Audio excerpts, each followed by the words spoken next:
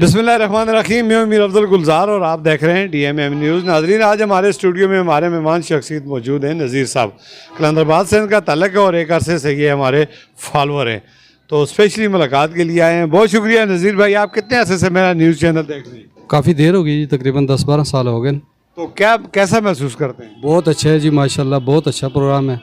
DMM news बहुत अच्छी है और बहुत लोग देखते हैं सा। तो माशाल्लाह आप सऊदी अरब में भी बड़ा अरसा रहे हैं, वहाँ पर भी देखते रहे? जी, वहाँ पे भी देखता रहा हूँ, मेरा राब्ता आपके साथ लगा रहता था। तो बहुत अच्छा प्रोग्राम है आपका, माशाल्लाह आप बहुत खिदमत कर रहे हैं आवाम की। नज़ीर साहब का बड़ा खूबसूरत अल्फाज में मेरी हौसला अफजाई की जी, बहुत शुक्रिया। ये वो मेरे फॉलोअर्स हैं जो न्यूज़ चैनल के जब हमारे मीडिया पे तलक होते हैं, फिर एक दूसरे से मुलाकात होती है, उसी वाबस्तगी उसी मोहब्बत में ये आज मेरे पास भी आ गए।